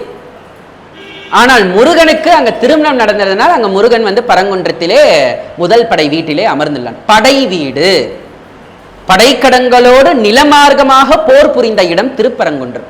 நிலமார்க்கமாக போர் புரிந்த இடம் திருப்பரம். வான்மார்க்கமாக திருப்போரூர், நிலமார்க்கமாக திருப்பரங்குன்றம். இப்போ இந்த கடல் மார்க்கமாக போர் புரிந்த இடம் எதுவென்றால் திருச்சீர் அலைவாய் என சொல்லக்கூடிய திருச்செந்தூர். மகாஸ்கந்த சஷ்டி என சொல்லும் பொழுது நம்முடைய நினைவுக்கு வரக்கூடிய முதல் தலம் திருச்செந்தூர் தான். சரி, நீங்க கேட்கலாம், ஏன் திருச்செந்தூருக்கு போய் அவர் அங்க போர் புரிகிறாரு? ஏன் தெரியுங்களா? இந்த இலங்கைக்கு கொஞ்சம் பக்கத்துல இருந்த அந்த இடம்தான் வீரமகேந்திரபுரி. அதுதான் சூரபத்மனினுடைய தலைநகர். அங்கதான் அந்த அசுர கூட்டங்கள் எல்லாரும் இருக்கிறாங்க. ஆக அங்க இருந்துதான் இப்ப போர் புரியணும். இப்ப முருகப்பெருமான் சும்மா போறாரா? கிடையாது. முருகப்பெருமானோடு முப்பெரும் தேவர்களும் 33 தேவர்களும் சிவபெருமானினுடைய பூதகதங்களும் பூத வேதாளங்களும் எல்லாம் ஒருத்தர் இல்ல, 2 பேர் இல்ல, பல லட்சம் பேர் முருகனோட போறாங்களாம். போய் எல்லாரும் என்ன பண்றாங்க, அந்த திருச்செந்தூர் என சொல்லக்கூடிய அந்த கடற்கரையிலே அந்த இடத்துல சிவபெருமானுக்கு ஒரு கோயில் அமைத்து அப்போ அங்க தேவர்கள்லாம் சொல்றாங்களா, முருகா, எப்பவுமே ஒரு ராஜா வந்து போருக்கு போறாருன்னா ஒரே நாள்லாம் போர் நடந்து முடிஞ்சிருமா? கிடையாது. போர்க்களத்துல கொஞ்சம் தங்குவாங்க. அந்த தங்கக்கூடிய அந்த கூடாரத்துக்கு பெயர் என்ன தெரியுங்களா? ஏமக்கூடம். அந்த கூடாரத்துக்கு பெயர் என்னது? ஏமக்கூடம். ஏமக்கூடம் என சொல்லக்கூடிய அந்த கூடாரங்களை அமைத்து முருகப்பெருமான் அங்கு தங்கி அங்கு 6 நாட்கள் போர்கள் நடக்கின்றன. அப்பொழுது சும்மாலாம் போர் பண்ண மாட்டாங்க. எப்பவுமே சிவபூஜை செய்துவிட்டுத்தான் போர் நடக்கணும். ஏனென்றால் தந்தையினுடைய அனுமதி பெற்றுத்தான், சிவபெருமானுடைய அருளை பெற்றுத்தான் போர் நடக்கணும். இன்னைக்கு நாம பார்க்கக்கூடிய அந்த திருச்செந்தூர் ஸ்தலம் என்பது சிவபெருமானினுடைய வழிபாட்டிற்கான ஸ்தலம். அங்க முருகப்பெருமான் சிவபூஜை செய்த ஸ்தலம். இப்படியாக அந்த திருச்செந்தூரிலே போர் நடக்கிறது. கடல் மார்க்கமாக போர் நடக்கிறது. கேட்டா ஆச்சரியப்படுவீங்க. இந்த பூத வேதாளங்கள்லாம் பூத வேதாள வகுப்புனே இருக்குது. நம்ம அருணகிரிநாதர் இயற்றியுள்ளார். எப்படி அந்த போர்க்களம் இருந்தது என்று. அந்த பூத வேதாளங்கள்ல கடல்ல நிக்குதான். அந்த கடல் அந்த பூத வேதாங்களுடைய முழங்கால் அளவுக்கு தான் இருக்குதான். மீன், திமிங்கலம் போன்ற பெரிய பெரிய உயிரினங்கள்ல புழுக்கள் போல தெரிகிறதா அந்த பூத வேதாளங்களுக்கு. இப்படியாக முதலில் சிங்கமுகாசுரனோடு ஒரு போர் நடக்குது. சிங்கமுகாசுரன் முருகப்பெருமானுடைய அந்த திருக்கை வேலினால் அகப்பட்டு மடிந்து விடுகிறான். இப்போ 2வது தம்பியும் முருகனுடைய அந்த வேலினால் மாய்ந்து விட்டார். இந்த ஆணவமே வடிவமாக இருக்கக்கூடிய அந்த சூரபத்மனுக்கு இன்னும் கோபம். அவனுடைய புத்திரர்களும் இறந்துடுறாங்க. பானுகோபன் இறந்துடுறான், அக்னிமுகாசுரன் இறந்துடுறான், இரண்யாசுரன் இறந்துடுறான். ஆமாவா இல்லைங்களா? இப்பதானே சொன்னேன், இரண்யாசுரனை திருவிடைக்கழியிலே சுவாமி வந்து, அதாவது அதற்கு பக்கத்துல ஒரு இடத்துல போர் நடக்குது. அந்த சாபத்தினால், அதாவது அந்த குற்றத்தினால், எப்பவுமே ஒரு உயிரை அழிக்கிறது குற்றம்தான். அது தெய்வமாகவே இருந்தாலும் அந்த தெய்வத்திற்கும் பொருந்தும். முருகப்பெருமான் அந்த இரண்யாசுரனை அழித்ததினுடைய அந்த பாபத்தினால் இந்த திருவிடைக்கழியில வந்து சிவபூஜை செய்கிறார். அங்க இருக்கக்கூடிய சிவபெருமானுக்கு பேரு பாப விமோச்சனர், பாபஹர ஈஸ்வரர், பாபத்தை அழிக்கக்கூடியவர். அதனாலதான் இந்த திருவிடைக்கழியில 2 மூலவருங்க. ஒரே மூலஸ்தானத்திலே சிவபெருமானும் இருப்பார், முருகரும் இருப்பார். வேற எங்கேயுமே அந்த காட்சியை காணவே முடியாது. இது ஒரு புறம் இருக்க, அசுரனுடைய புத்திரர்கள் எல்லாருமே மாய்ந்துடுறாங்க. ஆனா முருகன் கருணையாளனுங்க. அழிக்கிறதுக்கு முன்னாடி சுவாமி சும்மாலாம் இல்லை. வீரவாகுவை விட்டு தூது போக சொல்றார். சூரபத்மன் கிட்ட போய் தூது போக சொல்றார். அடே சூரபத்மா, போற நிறுத்து, தேவர்களை விடுவிச்சிரு. வந்திருக்கிற ஒரு சாதாரணமானவன் இல்லை, சிவனே குழந்தையாக வந்து உட்கார்ந்துக்கிட்டு இருக்கான், சிவனுடைய புத்திரனாக வந்து உட்கார்ந்துக்கிட்டு இருக்கான். அவனுடன் போர் புரியாதன்ட்டு வீரவாகு போறார், தூது போறார். எப்படி நாம கம்பராமாயணத்தில் அங்கதன் தூதுன்னு படிக்கிறோம். அங்கதன் வந்து பார்த்தீங்கன்னா ராவணனுக்கு தூது போகிற கதையெல்லாம் நம்ம படிக்கிறோம். அதுபோல இங்க வீரவாகு தேவர் தூது போறார். அதான் தூதுக்கெல்லாம் இவங்க மடிகிறவங்களா, இந்த அசுரர்கள் எல்லாம் மடியவில்லை. நான் நேருக்கு நேர் போர்க்களத்திலேயே பார்த்து கொள்ளுகிறேன் என்று அந்த சூரபத்மன் என்ன பண்றான், போர்க்களத்துக்கு வருகிறான். போர்க்களத்துக்கு வருகிறான். முருகப்பெருமானுக்கு பல வடிவங்கள் உண்டு. முருகப்பெருமானுக்கு பல வடிவங்கள் உண்டு. நாம் இதுவரைக்கும் கேட்டிராத வடிவங்கள்லாம் உண்டு. எப்படி சிவபெருமானுக்கு 64 மூர்த்தங்களோ, எப்படி சிவபெருமானுக்கு 64 மூர்த்தங்களோ, அதுபோல முருகப்பெருமானுக்கு 88 வடிவங்கள். ஆச்சரியப்படுவீங்க, முருகப்பெருமானுக்கு 88 வடிவங்கள். அந்த 88 வடிவங்களை முறையாக அடியவள் கூறுகிறேன். முதல் வடிவம் சுப்பிரமணிய பெருமான் வடிவம். ஓம் சக்திமான் மூர்த்தி, ஞான சக்திதர மூர்த்தி, தாரகாந்தக மூர்த்தி. இப்ப நான் சொன்னேன் பார்த்தீங்களா, தாரகாசுரனை வதம் பண்ண தாரகாந்தக மூர்த்தி, வாரணகோன் மத்த பங்க மூர்த்தி, கூர்ம பங்க மூர்த்தி, புலிங்க மூர்த்தி, யுலிங்க மூர்த்தி, சகலலோக குருமூர்த்தி. முருகன் சகலலோகத்திற்கும் குருவாக இருக்கின்றானாம். கார்த்திகேய மூர்த்தி, அருணாருட மூர்த்தி. அதாவது அருணம் எப்படி ஒளியாக இருக்கின்றதோ அதுபோல அருண ஒளியாக இருப்பவன் செவ்வேட் பரமன். தமிழ்ல நாம சொல்ற செவ்வேட் பரமன் அருணாருட மூர்த்தி, பிரம்மசார்த்த மூர்த்தி. முருகப்பெருமானே படைக்கக்கூடிய தொழிலாக இருக்கக்கூடிய பிரம்மனாக இருக்கிறானா. இப்பதானே நான் திருப்போரூரை பத்தி சொன்னேன். திருப்போரூர்ல முருகப்பெருமானினுடைய வடிவம் பிரம்மசாத்தன் வடிவம். முருகப்பெருமானினுடைய வடிவம் பிரம்மசாத்தன் வடிவம். திருச்செந்தூர்லயும் அதேதான், பிரம்மசாத்தன் வடிவம், குரு வடிவம். ஆகவே பிரம்மசார்த்த மூர்த்தி, சிருஷ்டி கர்த்துவ மூர்த்தி, பிரம்மகார கிரக விமோச்சன மூர்த்தி, பரசிவ குருமூர்த்தி. பரமசிவனுக்கே குருவாக இருக்கிறானாம். சீகர மூர்த்தி, குகஸ்வாமி மூர்த்தி, ஞானதேசிக மூர்த்தி, அத்துவா மூர்த்தி, வியக்ர கரசங்கார மூர்த்தி, கயாருட மூர்த்தி, மாதங்காரி மூர்த்தி, யாக ரக்ஷக மூர்த்தி, புட்ப சந்திரமூர்த்தி, பக்திர சக்தி மூர்த்தி, பிரணவாச்சல மூர்த்தி. பிரணவாச்சலம் எது தெரியுங்களா? பிரணவ மலை எது தெரியுங்களா? திருப்போரூருக்கு எதிர்க்க இருக்கக்கூடிய மலைக்கு பெயர் பிரணவமலை. முருகனே மலையாக பிரணவமே போற்றிய மலை. அந்த மலையிலேயே அங்க வந்து திருப்போரூர்ல முருகப்பெருமான் உட்கார்ந்துட்டு இருக்கானா, அதுதான் வந்து பிரணவாச்சல மூர்த்தி.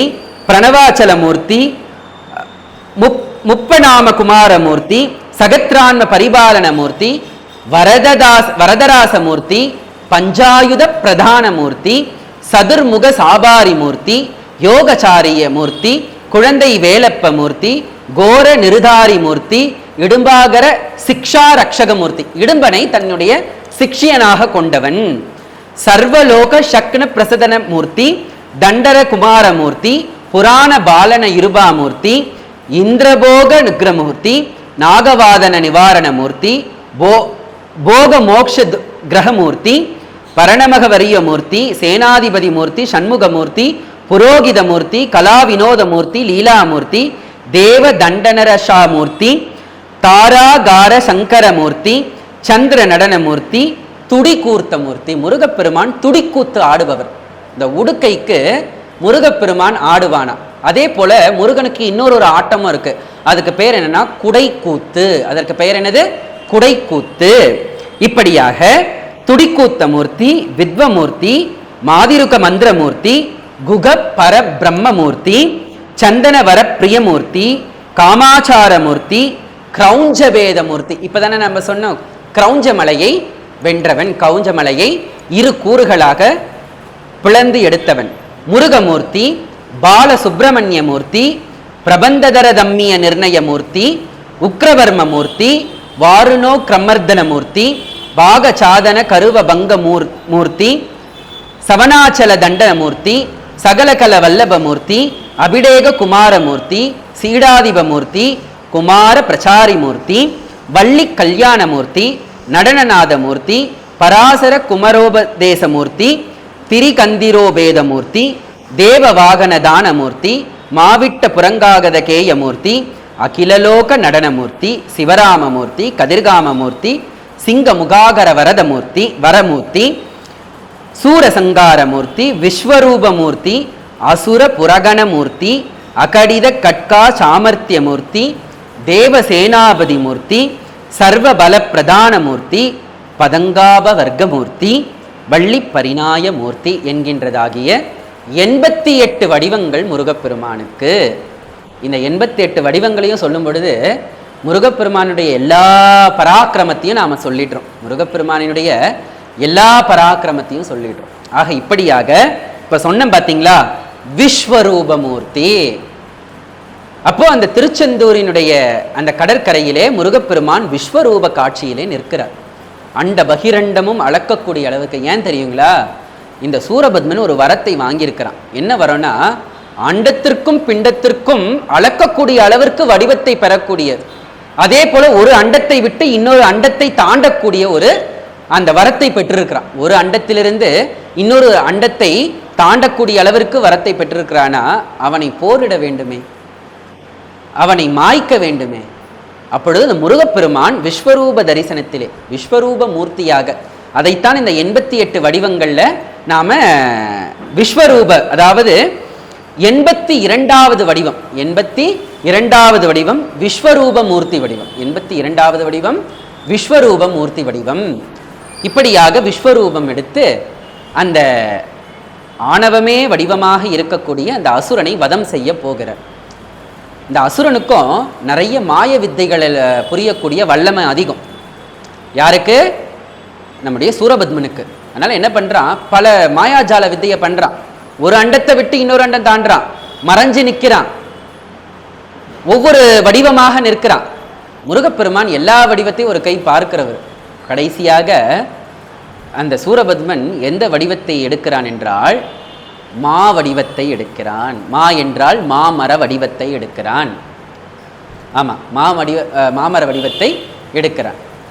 ஆனா முருகப்பெருமான் கருணையே வடிவமாறுங்க. அதாவது அசுரர்களை அழித்தார் என்று நாம சொல்றோம், ஆனால் அவர் அசுரர்களை அழிக்கல. அவர்களுடைய ஆணவ மலங்களை அழித்து தன்னகத்தை வைத்துக் கொண்டார். எப்படி என்றால், இந்த ஞான வேலை எய்தி அந்த மரத்தை 2 கூறுகளாக பிளக்கிறார். அந்த மரத்தை 2 கூறுகளாக பிளக்கிறார். அப்போ அந்த 2 கூறுகளாக இருக்கக்கூடிய அந்த மரங்கள் எப்படி ஆகுது? ஒன்று சேவலாகவும் ஒன்று மயிலாகவும் மாறிவிடுகின்றது. ஒன்று சேவலா மாறிடுச்சு, இன்னொரு பாகம் மயிலாக மாறிவிட்டது. இப்போ பாருங்க, அந்த முருகப்பெருமானுடைய திருக்கைவேல் பட்ட உடனேயே அந்த ஆணவமே வடிவமாக இருக்கக்கூடிய சூரபத்மன் மாமரமாக நிற்கிறான். அந்த வேல் பட்ட உடனேவே அவனுடைய அஞ்ஞானம் என சொல்லக்கூடிய அஞ்ஞானத்தில் ஒரு கூறு ஆணவம் அழிந்து விடுகிறது. ஆணவம் அழிந்த பிறகு என்னவாகிறான்? சேவலாகவும் மயிலாகவும் மாறி முருகனிடமே வந்து தஞ்சமடைகின்றான். முருகனிடமே வந்து தஞ்சமடைகின்றான். இது மகா சஷ்டி, கந்த சஷ்டி என சொல்லக்கூடிய இந்த 6வது நாள் நடக்கின்றது. 6வது நாள் நடந்தது. இன்னைக்கும் நாம அதை ஒரு விழாவாக நடத்தி கொண்டிருக்கின்றோம்.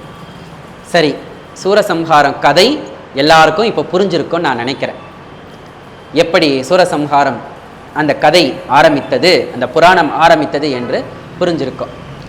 இதற்கும் நமக்கும் என்ன தொடர்பு? இந்த சஷ்டியில் நோன்பிருந்தால் நமக்கு என்ன கிடைக்கும்? சஷ்டியில் நோன்பிருந்தால் அகப்பையில் கிட்டும் என்று பெரியவர்கள் சொல்லுவார்கள்.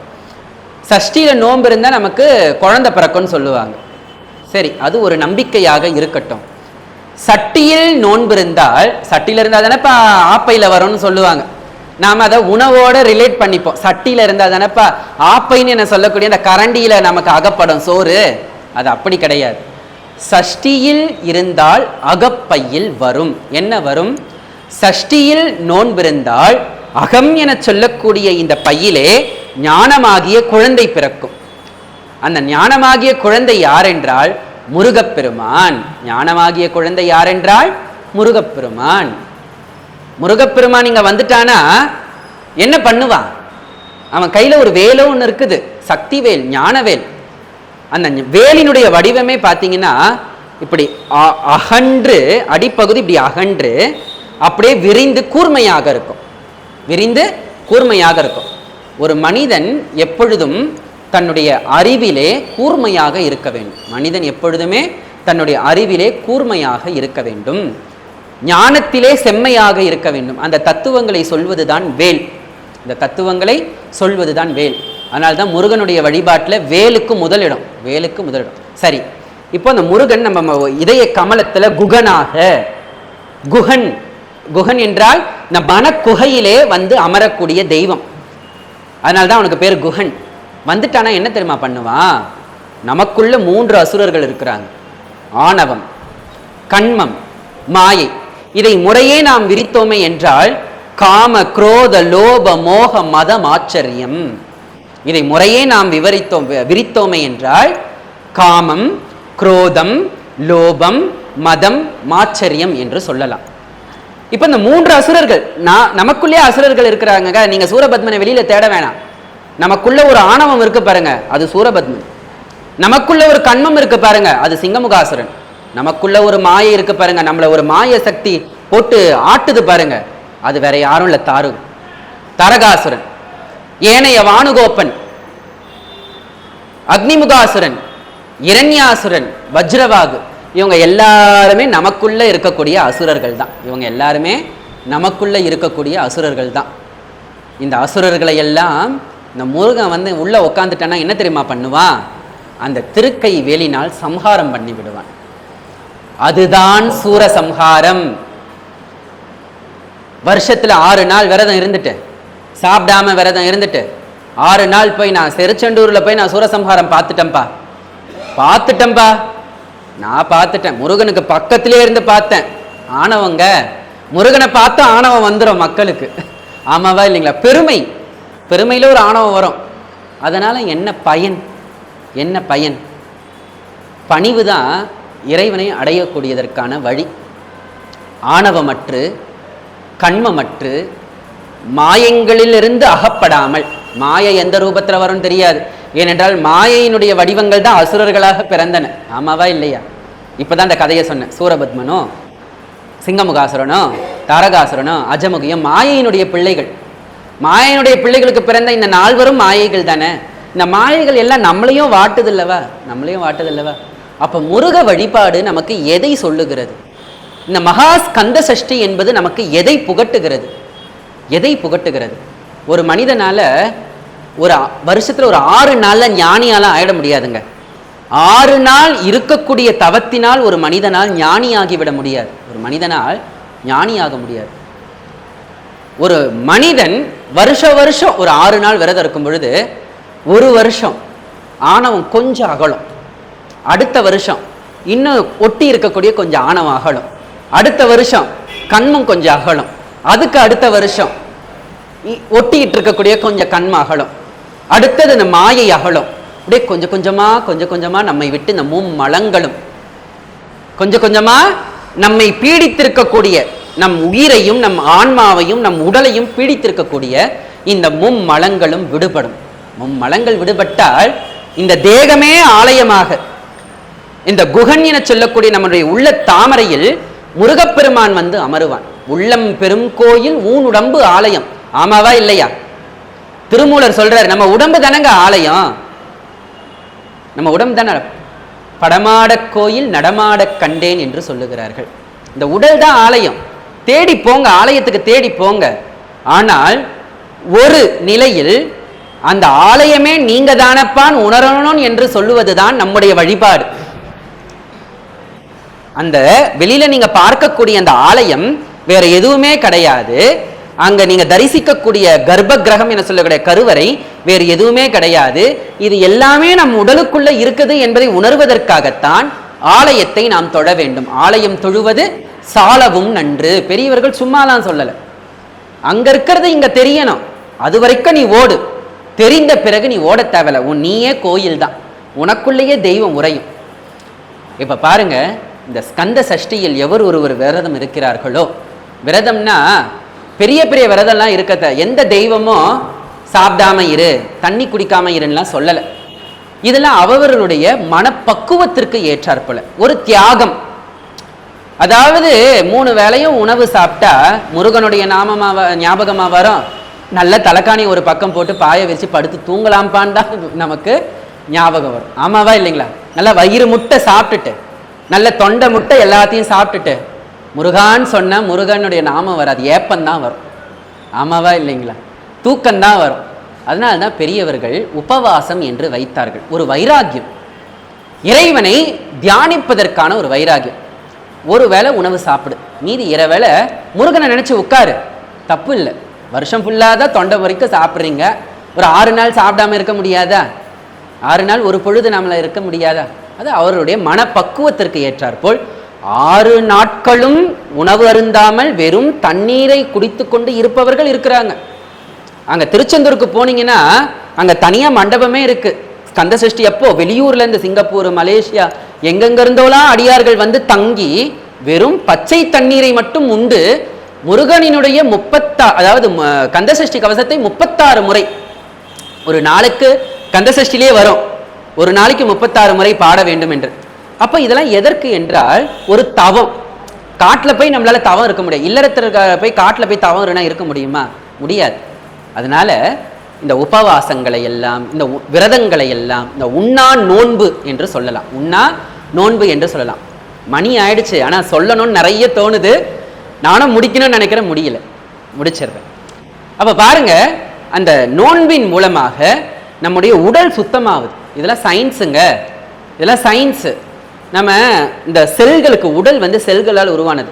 அதுக்கு தீனி போட்டுக்கிட்டே இருந்தோன்னு வச்சுக்கோங்களேன், ஒன்று சுகர் ஏறும், இன்னொன்று கொழுப்பு ஏறும், நோய்கள் எல்லாம் வரும் இல்லைங்களா? உணவு மருந்து தான், ஆனால் அதுவே அளவுக்கு மிஞ்சினால் நஞ்சு தான். ஆகவே இதையெல்லாம் கட்டுப்படுத்துவதற்காக ஒரு சில வழிமுறைகள். அப்போ இந்த 6 நாள் நாம் உபவாசம் இருக்கும் பொழுது நம்ம உடல் தூய்மை அடைகிறது, இதன் மூலமாக நம்முடைய மனம் செம்மை அடைகிறது, ஒரு வைராகியம் பிறக்கிறது. 6 நாள் நான் சாப்பிடவே மாட்டேன், இல்லை 6 நாள் நான் ஒரு வேளை மட்டும் சாப்பிட்றேன். உடல் நலம் குன்றியவர்கள் இந்த விரதம்லாம் இருக்கணும்னு முருகன் ஒன்று சொல்லலைங்க.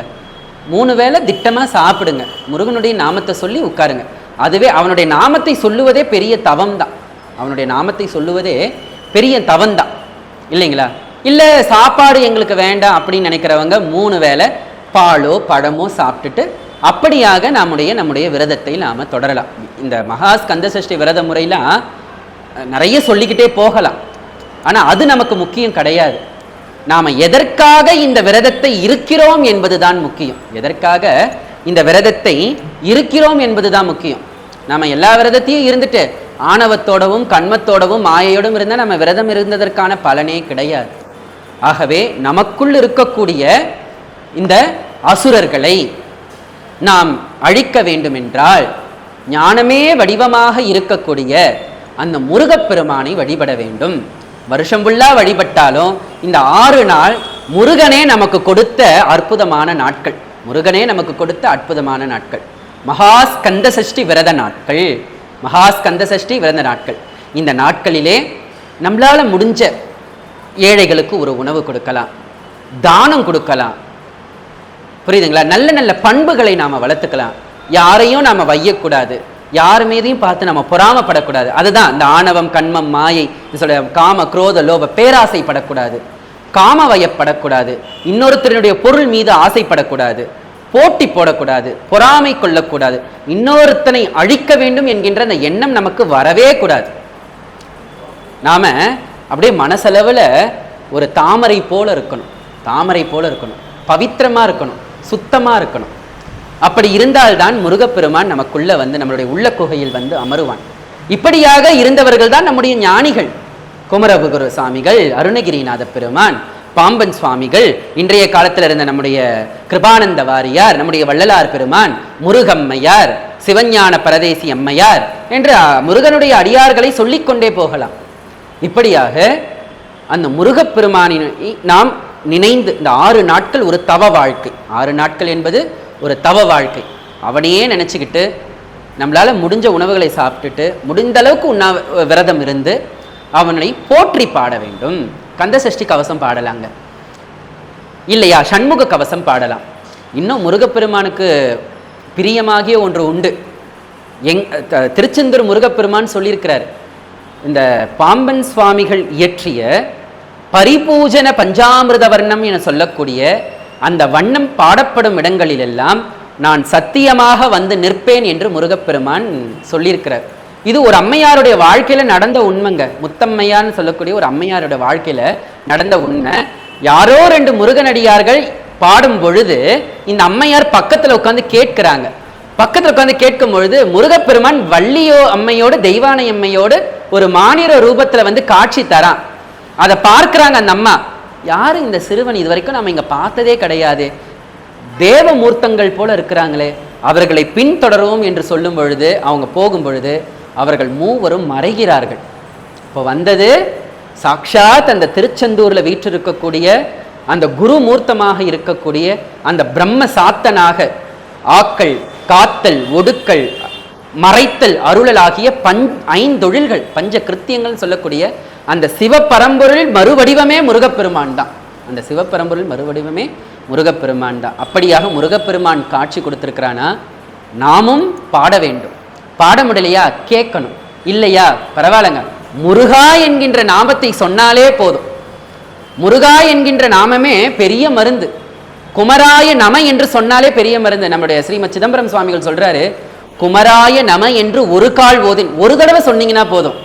அமராவதி ஆழ்வார், தேவலோகத்தை ஆழ்வீங்களாங்க, திருப்போரூரான் கால் புகுவார். திருப்போரூருடைய திருவடிக்கு நமக்கு ஒரு இடம் நிச்சயம். யமராசன் கை புகுதார், யமலோகத்துக்கு நாம போகவே மாட்டோம். போரூரான் கால் புகுவார்.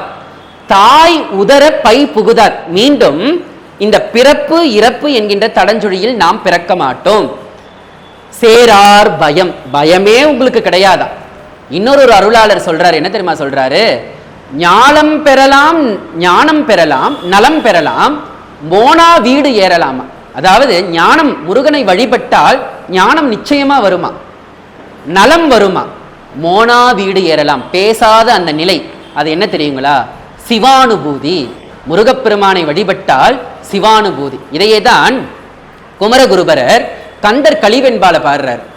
பல்கோடி ஜென்ம பகையும் அவவிருந்தும் பல்கோடி விக்னமும் பல்பினியும். அதாவது முருகனை வழிபட்டா என்னென்ன தெரியுமா விளையும், பல்கோடி ஜென்ம பகையா. நாம ஒவ்வொரு ஜென்மத்துல என்னென்ன பாவம் செஞ்சுட்டு வந்தோம் நமக்கு தெரியாது. சஞ்சீதம், பிராரப்தம், ஆகாமியம், இதையெல்லாம் முருகன் வந்து விளக்குவாராம். பல்கோடி ஜென்ம பகையும் அவவிருந்தும் பல்கோடி விக்னமும் பல்பினியும். பல்கோடி விக்னம், துன்பங்கள், பல்கோடி துன்பங்கள் நம்மளை சூழ்ந்து இருக்குது. பல்கோடி பிணி இருக்குது, துட்ட மிருகங்களால் வரக்கூடிய, விட ஜந்துக்களால் வரக்கூடிய துன்பங்கள். இவைகள் எல்லாமே முருகா அப்படின்னு நீங்க அழைச்சிங்கன்னா அந்த திருச்செந்தூர் முருகப்பெருமான் வருவானா. எப்படி தெரியுமா வருவானா, குமரகுருபரர் சொல்றாரு பாருங்க. அதாவது விரிகிரண சிந்த புனைந்த மணிமுடிகள் ஓரார். அதாவது 6 முகங்கள், 6 முகங்கள்ல முருகப்பெருமானுடைய கிரீடம் இருக்கு பாருங்க. விரிகிரண, சூரிய கோடி பிரகாசமா முருகனுடைய கிரீடம் என்றால் முருகனுடைய அந்த முகம் எப்பேற்பட்ட ஒரு ஒளி. விரிகிரண சிந்த புனைந்த மணிமுடிகள் ஓரார். இப்படியாக அந்த மணிமுடியை தாங்கி முருகப்பெருமான் 6 முகங்களாக வந்து நின்று நம்முடைய வினைகளை எல்லாம் தீர்ப்பான், அவனுடைய பாதார விந்தத்தை நமக்கு காட்டுவான் என்று நம்முடைய குமரகுருபர சுவாமிகள் பாடியிருக்கிறார் என்றால் அருளாளர்கள் அனுபவித்து பாடியது. அருளாளர்கள் அனுபவித்து பாடி. கந்தர் கலிவெண்பாவை படிங்க, அவ்வளவும் தத்துவம், அவ்வளவும் தத்துவம். ஆக இப்படியாக இந்த மகா ஸ்கந்த சஷ்டி என சொல்லக்கூடிய நம்மை மனிதர்களிலிருந்து புனிதர்களாக ஆக்கக்கூடிய, அதாவதுங்க இறுதியாக ஒன்றை சொல்லி முடிக்கிறேன். சூரபத்மனினுடைய வதம் சொன்னேன். இந்த சூரபத்மன் மாமரமாக நின்றான் என்று சொன்னேன். அந்த மாமரத்தில் ஒரு தத்துவம் இருக்குங்க. அந்த மாமரம் நெடுஞ்செல்லாம் இப்படி நிக்கல. அந்த மாமரம் எப்படி தெரியுமா இருந்ததா, அந்த திருச்செந்தூர் கடல்ல தலைக்கீழ கவுந்து நின்னுதான். அதாவது மரத்தினுடைய இலை கிளை பகுதிகள் நீரிலும், தண்டு பகுதி நடுவிலும், அந்த வேர்கள் வந்து பாத்தீங்கன்னா மேல இருந்துதான். அப்ப இது எதை தெரியுமா, அதைத்தான் முருகப்பெருமான் வேளால் 2 கூறுகளாக பிளந்தான். அதுதான் உண்மை. இப்ப பாருங்க, நாம் மனித பிறவி, இது எத்தனை பிறவி என்றெல்லாம் தெரியாது, இது எத்தனாவது பிறவின்லாம் தெரியாது. நாம இந்த பிறவில இந்த பெயர் எடுத்து இந்த உடல் எடுத்து தாங்கி வந்திருக்கிறோம். இதுக்கு முன்னாடி எத்தனை பிறவி எப்படி பிறந்தோன்னு நமக்கு தெரியாது. இதுக்கு அப்புறம் நாம எப்படி பிறப்போம்லாம் தெரியாது. சரிங்களா? இப்போ அந்த திருச்செந்தூர் கடல் என்பது எது தெரியுங்களா? பவசாகரம், பிறவிக்கடல். பிறவிக்கடல். அந்த பிறவிக்கடலிலே இந்த மாமரமாக கவிழ்ந்திருக்கக்கூடிய அசுரனினுடைய அந்த மரனினுடைய கிளைகள் எது தெரியுங்களா? இந்த பாவம் என்கின்றதாகிய கிளைகள். இந்த பவசாகரத்துல நாம பல பிறப்புகளை எடுத்து பல நிலைகளிலே நாம தத்தளித்து கொண்டிருக்கின்றோம். அதற்கு எல்லாம் காரணம் எது என்றால் வேர்களாக இருக்கக்கூடிய மும்மலங்கள். வேர்களாக இருக்கக்கூடிய மும்மலங்கள். இப்ப இந்த முருகப்பெருமானினுடைய அந்த திருக்கைவேல் என்ன பண்ணுது? அதை வேரோடு அழிக்கிறது. வேரோடு அழிந்தால் என்ன நடக்கும்? ஆணவ மகளும் கண்ம மகளும் மாயைகளும் இறுதியாக நமக்கு பிறவி கடல் என்பது நீங்கிவிடும்.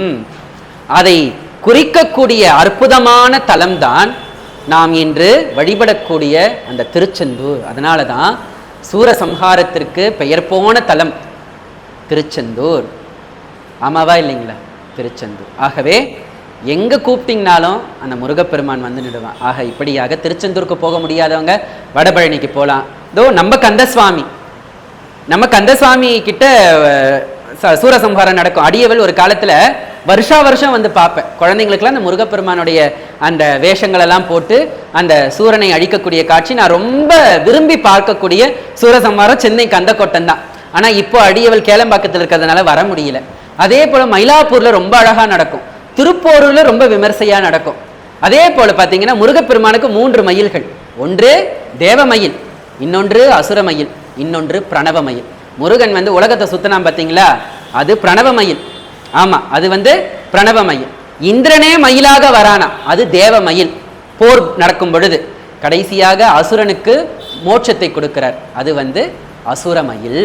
இப்படியாக முருகன் அந்த குக்குட துவஜம் என சொல்லக்கூடிய சேவர் கொடியோனாக வேலவனாக நமக்கு காட்சி தரக்கூடிய ஒரு அற்புதமான ஸ்தலம் பிரம்மசாஸ்தா. முருகப்பெருமான் பிரம்மச்சாத்தனாக அருளக்கூடிய தலம் திருச்செந்தூர், திருப்போரூர். இன்னைக்கும் பார்த்தீங்கன்னா பாருங்க, சுவாமி மேலேருந்து பூவே விழுது. இன்னைக்கும் திருச்செந்தூரில் பார்த்தீங்கன்னா 5 சிவலிங்கங்கள் உள்ளன.